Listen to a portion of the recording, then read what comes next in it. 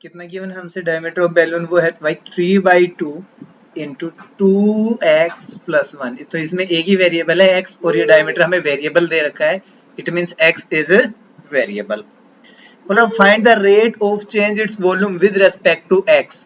क्या फाइंड करना है आपको? Rate of change in volume with respect to x means dv/dx। अगर आपको डायमीटर दे रखा है बैलून का, देन रेडियस कितनी होगी भाई? Radius of A balloon which is equals to half of diameter,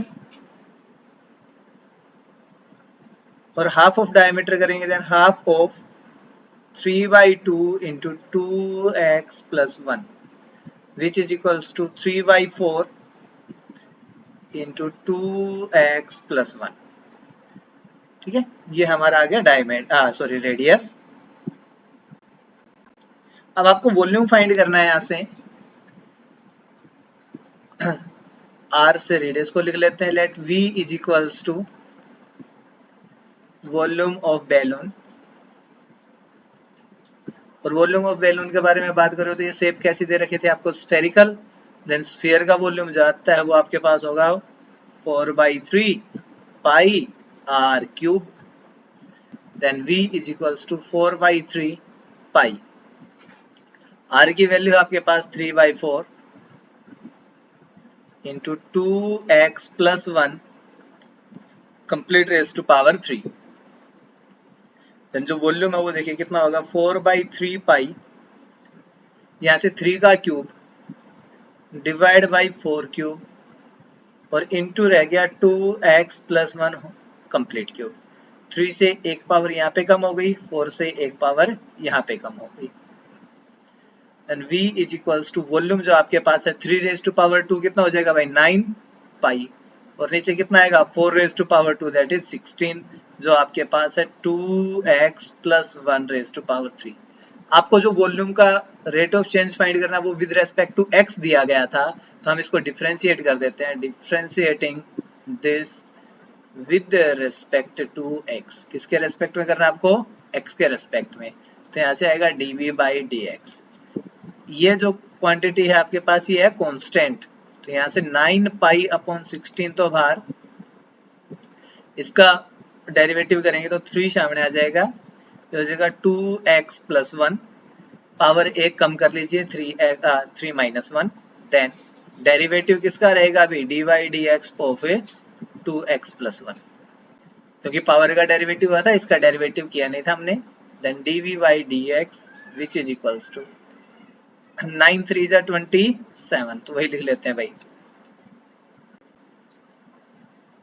27 pi divide by 16 into 2x+1, 3 - 1 करेंगे 2 आ जाएगा।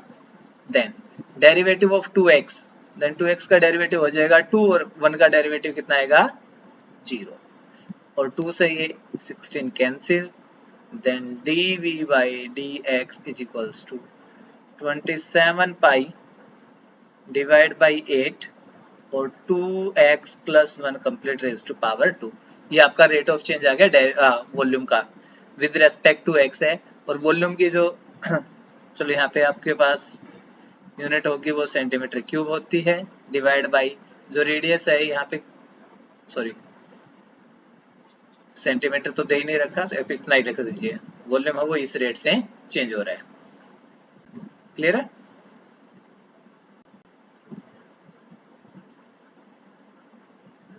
क्वेश्चन नंबर 14 यहाँ पे है sand is flooring from A pipe at a rate of 12 centimetre cube पर second. भाई अगर pipe की बात करें तो पाइप की जो शेप है कुछ इस टाइप से होगी, सिलेंडर, और इसमें से मिट्टी गिर रही है। चलो कहीं से भी गिरा दो, मिट्टी यहाँ से गिर रही थी, ठीक है। और ये जो किस रेट से गिर रही है उसके बारे में बात की गई है, at a rate of 12 centimetre cube पर सेकेंड। जब यहाँ पे मिट्टी गिर रही है, the falling sand forms a cone on the ground. जो मिट्टी यहाँ पे गिरेगी वो क्या फॉर्म कर रही है आपके पास है? एक कोन की शेप फॉर्म कर रही है इस टाइप से। Okay, in such a way that the height of cone is always 1/6 of the radius of base. इस कोन की रेडियस और हाइट से हमें एक रिलेशन गिवन है, जो ये है कि आपके पास हाइट है वो 1/6 टाइम है रेडियस का. How fast is the height of the sand cone increasing. भाई जब यहाँ से मिट्टी गिर रही है तो यहाँ से हाइट हमेशा ऊपर की तरफ जाएगी जितने टाइम तक मिट्टी गिरती रहेगी. तो ये जो हाइट है ये इंक्रीज कर रही है. तो आपसे पूछा गया है किस रेट से इंक्रीज कर रही है. When the height is 4 centimetre, जब आपके पास h की वैल्यू 4 सेंटीमीटर हो तब बताइए. तो देखिए यहाँ पे इस यूनिट को देखना और इस यूनिट को देख के पता चलेगा कि यहाँ पे एरिया का चेंज गिवन है या वॉल्यूम का. अगर आप इस क्वांटिटी की पावर देखोगे तो कितना है सेंटीमीटर क्यूब, और क्यूब हम किसके लिए यूज करते हैं, वॉल्यूम के लिए. तो ये जो चेंज दे रखा है ये वॉल्यूम का चेंज दे रखा है. और ये जो कोन है आपके पास इसका वॉल्यूम क्या कर रहा है, जैसे जैसे मिट्टी गिरेगी और कंटिन्यू गिरती जा रही है इट मींस इसका वॉल्यूम इंक्रीज होता जा रहा है यहाँ पे. तो आपको ये जो 12 सेंटीमीटर क्यूब पर सेकंड है ये इस कोन का वॉल्यूम दे रखा है, रेट ऑफ चेंज. आप बोलोगे let R H and V be the radius, height and volume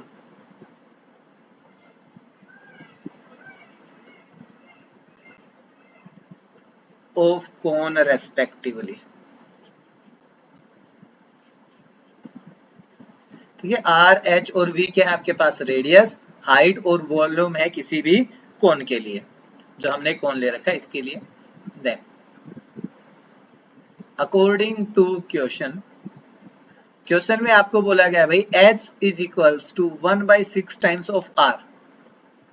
height है कोन की वो 1/6 टाइम होती है रेडियस का. तो यहां से हमें एक चीज और पता चल जाता है भाई 6 times of h is equals to r. Radius और हाइट के बीच का एक रिलेशन मिल गया हमें. साथ में आपको गिवन है dv/dt, rate of change in volume. Volume में कितना चेंज आ रहा है, वो इंक्रीज कर रहा है यहाँ पे. तो ये हो जाएगा 12 सेंटीमीटर क्यूब पर second.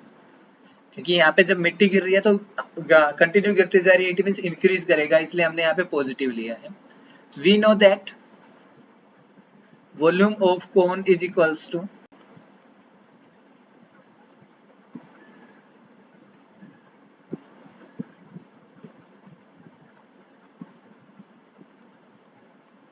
V is equals to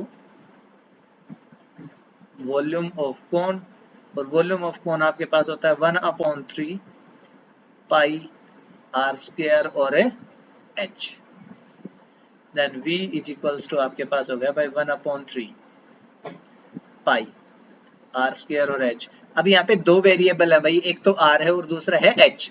but आपसे जो क्वेश्चन पूछा था उसमें ये बोला गया था how fast is the height increasing. It means dh/dt की वैल्यू आपको कैलकुलेट करनी थी. यहाँ से हम यहाँ से h और r का जो रिलेशन है वो यूज कर लेते हैं ताकि एक ही वेरिएबल में रह जाए हमारे पास. Then v is equals to 1/3 pi, r की जगह क्या रख सकते हैं 6h, तो यहाँ पे रख देते हैं 6h complete raise to power 2 multiply by h which is equals to 1/3 pi. 6 का जब स्क्वायर करेंगे कितना हो जाएगा आपके पास 36, और h का जब स्क्वायर करेंगे तो आ जाएगा h स्क्वायर और मल्टीप्लाई बाई h. अब वॉल्यूम जो आपके पास वो कितना हो गया, v is equals to 1/3 pi. 6 का स्क्वायर आ जाएगा 36 और h का स्क्वायर h का स्क्वायर करेंगे तो यहाँ पे h स्क्वायर आ जाएगा और मल्टीप्लाई बाई एक h और है हमारे पास यहाँ पे. तो ये लिख लिया था हमने, इस h को भी मल्टीप्लाई कर दीजिए भाई. यहाँ पे h को मल्टीप्लाई करोगे कितना हो गया h, 3 से कैंसिल कर दीजिए, यहाँ पे आ जाएगा 12. Then v is equals to volume जो आपके पास है वो है 12 पाई h क्यूब. अब आपको रेट ऑफ चेंज फाइंड करना था dh/dt. हम इसको डिफरेंशिएट कर देते हैं. डिफ्रेंशिएटिंग दिस, यहाँ पे लिख देते हैं यूजिंग 1, इसका रीजन नहीं लिखा था हमने, आगे using 1, differentiating this with respect to t,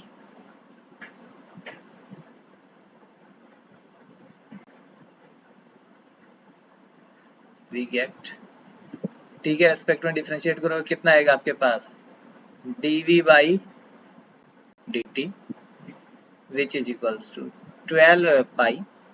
सबसे पहले भाई पावर का डेरिवेटिव होगा तो पावर सामने आ जाएगी 3 h स्क्वायर हो जाएगा, यहाँ पे एक पावर कम करेंगे तो देन h का डेरिवेटिव और करना था वो आ जाएगा dh बाई dt। अब जो जो वैल्यूज आपको पता है वो पुट कर लीजिए, इसको इधर ले आइए। dv बाई dt की वैल्यू आपसे कितनी दे रखी है 12 सेंटीमीटर क्यूब पर सेकेंड, तो वो वैल्यू रख देते हैं 12 is equals to 12 pi 3h square and साथ में है dh बाई dt। भाई दोनों साइड से 12 से 12 कैंसिल, तो हमारे पास जो बचा वो है 1 इज इक्वल्स टू पाई, साथ में यहाँ पे 3 पाई लिख लेते हैं, h का स्क्वायर मीन्स h की जगह 4 रख दीजिए। अब यहाँ पे आ जाएगा 4 square is equals two into dh by dt। पर भाई dh बाई dt की वैल्यू फाइंड करनी है तो ये 1 के अपॉन में चले जाएंगे सभी, तो ये आ जाएगा 1 अपॉन 4 का स्क्वायर कितना आएगा 16, 16 को 3 से मल्टीप्लाई करेंगे 48 pi is equals to dh by dt। और ये पॉजिटिव है, इट मीन्स हम बोलेंगे therefore height increasing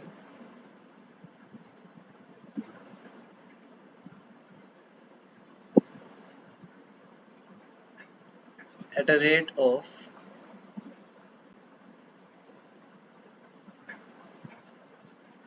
1 upon 48 pi, और हाइट की बात कर रहे हैं तो यहाँ पे आ जाएगा भाई सेंटीमीटर पर सेकेंड। ओके, अब देखो नेक्स्ट क्वेश्चन नंबर 15, बहुत इजी है ये। यहाँ पे बोला गया था total cost cx,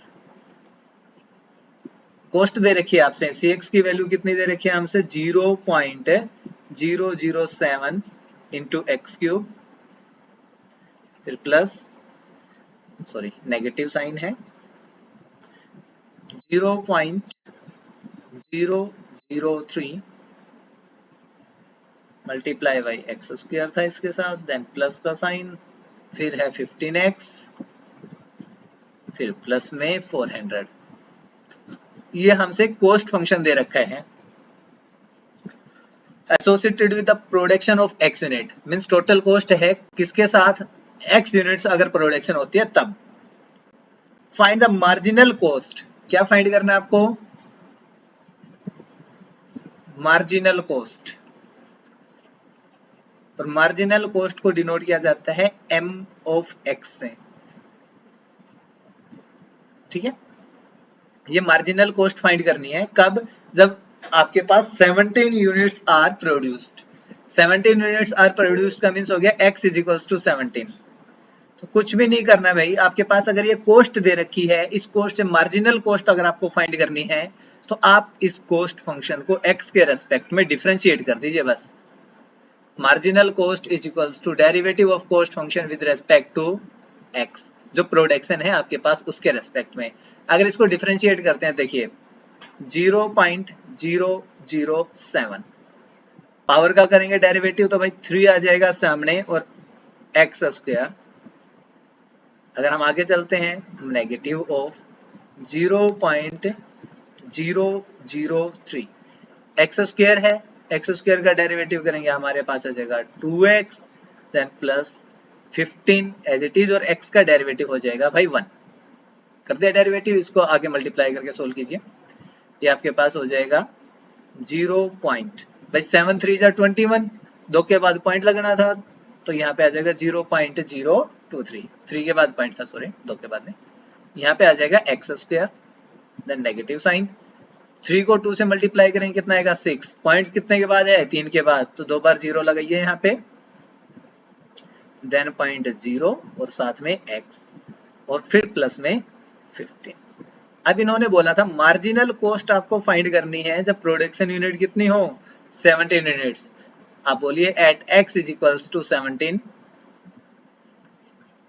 m of x की जगह कितना आ जाएगा 17, which is equals to 0.021 into 17 square minus 0.006 17 plus 15। 17 का स्क्वायर कितना आएगा 289,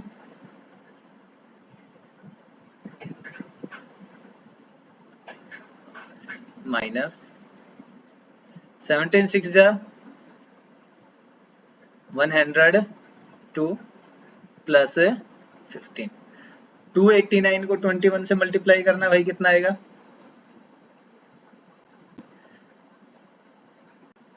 21 9 जा 189, ये तो हो गया 9, बच गया 18।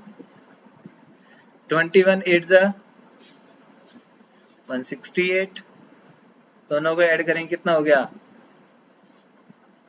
186, यहाँ पे आ जाएगा 6, 18 कैरी है। 21 2 जा 42, कितना हो गया यहाँ पे 60, तो ये हो गया भाई 60। पॉइंट कितने के बाद है 3 के बाद, तो यहाँ पे आ जाएगा 6.069 माइनस 102 और प्लस पॉइंट में था भाई ये भी 0.102 प्लस 15। 15 और 6 21.069 और माइनस 0.102 कर दीजिए भाई माइनस 769.20। तो जो आपके पास मार्जिनल कॉस्ट है वो इतने रुपीज आ जाएगी। ओके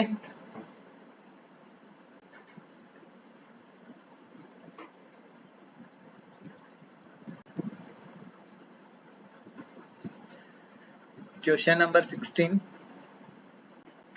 देखिए, इसी तरह आपके पास गिवन है total revenue in rupees. Revenue दे रखा है भाई रुपीज में, R of X from the sale of x unit. Revenue क्या होता है आपके पास कॉमर्स वाले तनु,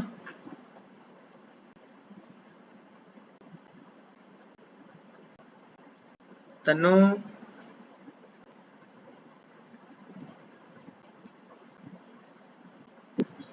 किधर है?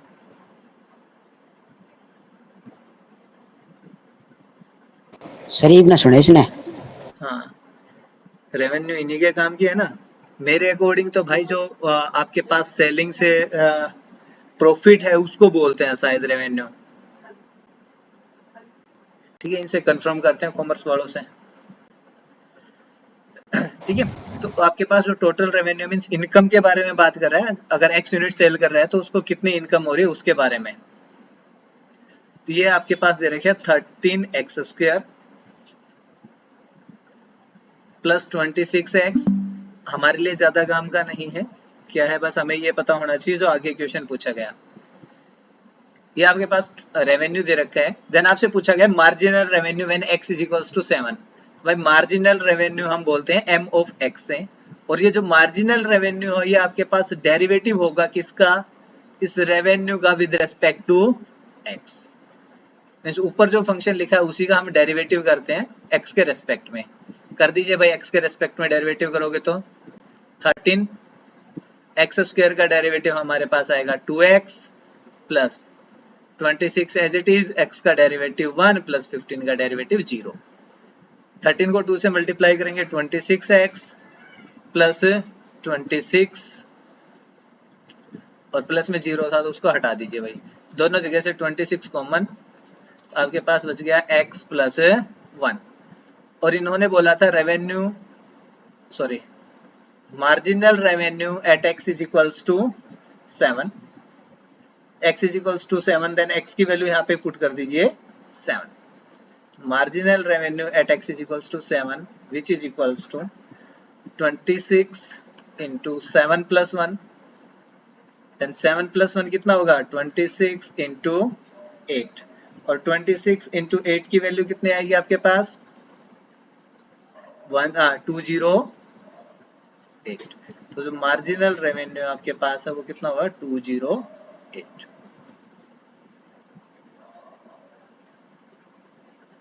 ओके, क्लियर है? देन हमारे पास 2 MCQ और बचे हैं इसमें, उसके बारे में बात कर लेते हैं. देखिए क्वेश्चन नंबर 17 इजी है बिल्कुल, जो हमने बिल्कुल स्टार्टिंग में किए थे वैसे ही है. अगर हम क्वेश्चन नंबर 17 में बात करते हैं, क्वेश्चन नंबर 17 में होगा the area of the rate of change of area of a circle with respect to its radius. Rate of change in area find करना है सर्कल में और रेडियस के रेस्पेक्ट में. वह सर्कल का एरिया क्या होगा आपके पास? D by d r. Area of circle is pi r square. Then इसका डेरिवेटिव करेंगे तो भाई पाई है तो as it is. R square का डेरिवेटिव कितना आ जाएगा? आर के रेस्पेक्ट में 2r आएगा, और आर की जगह भी इन्होंने बोल रखा है 6 यूज करना है. तो भाई पाई इंटू 2 इंटू 6 को 2 से मल्टीप्लाई करेंगे तो 12 है पाई स्क्वायर. ठीक है, तो आपका आंसर कौन सा है? B option is correct.